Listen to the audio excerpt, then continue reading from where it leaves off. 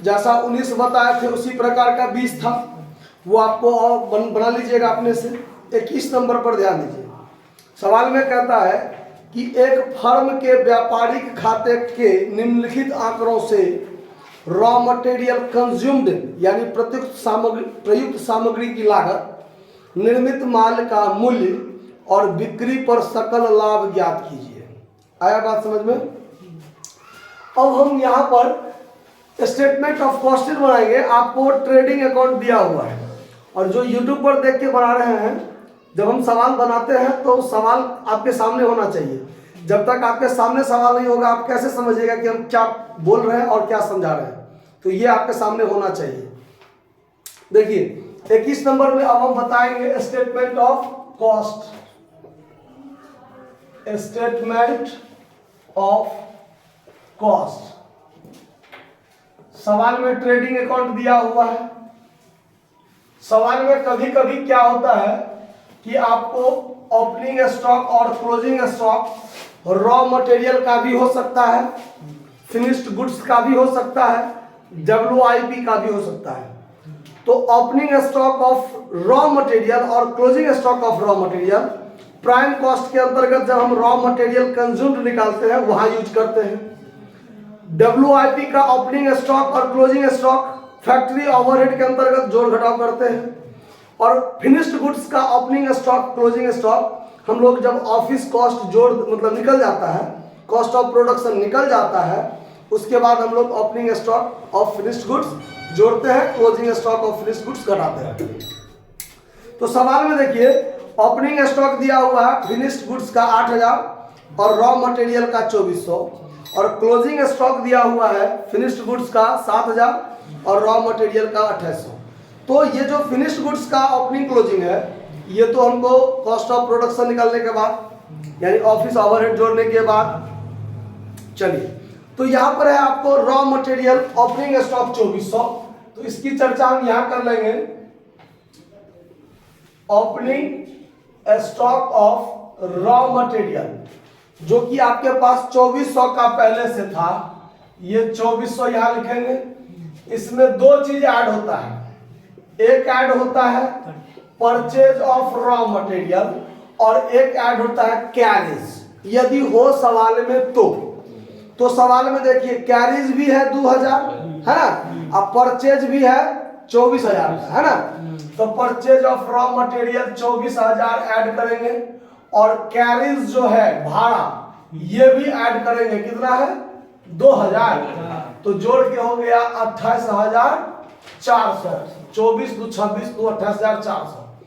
और इसमें से घटता है closing stock of raw material, ये घटता है। ठीक है, तो आपको सवाल में देखिए closing stock of raw material 2800 है ना।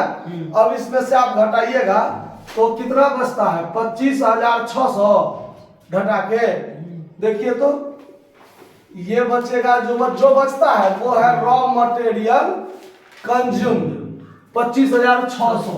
ठीक है ना, घटाओ। हाँ सही है, आंसर मिल गया है, देख लीजिए। सही है। रॉ मटेरियल कंज्यूम्ड 25600 हो गया। अब इसमें ऐड होगा वेजेस। तो सवाल में देखिए वेजेज है 40000, तो वेजेज है आपको 40000। दोनों को जोड़ के जो बन गया वो बन गया 65600। ये बन गया आपको प्राइम कॉस्ट। ये क्या बन गया? Prime cost. अब देखिए अब इसके आगे ऐड होगा फैक्ट्री ओवरहेड। सवाल में फैक्ट्री ओवरहेड है नहीं है। उसके बाद ऐड होता है ऑफिस ओवरहेड, वो भी है नहीं।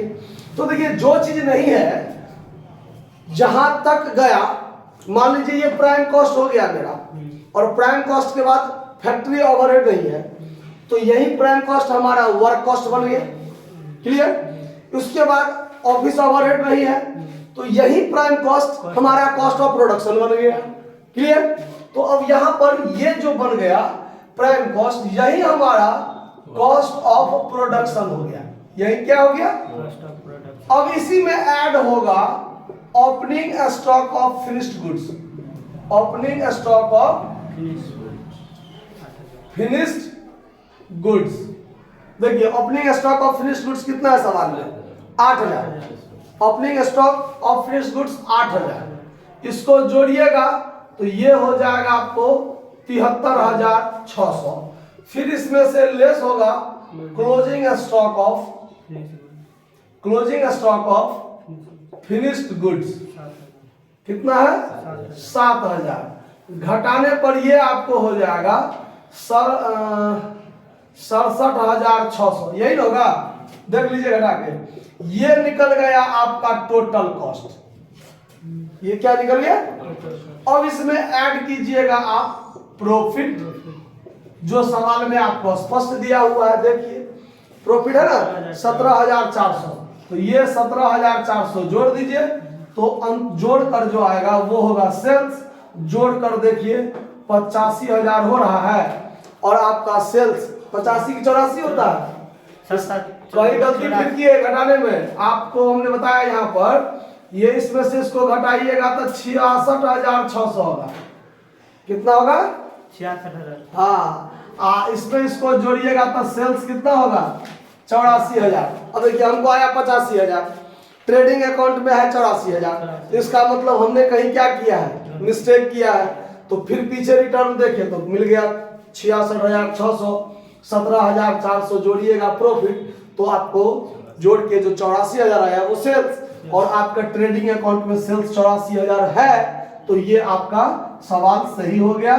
इसको आप नोट कर सकते हैं। इसके आगे आपको एक चीज और कहता है निकालने कि बिक्री पर सकल लाभ का प्रतिशत ज्ञात कीजिए, कहता है ना, यानी परसेंटेज ऑफ प्रॉफिट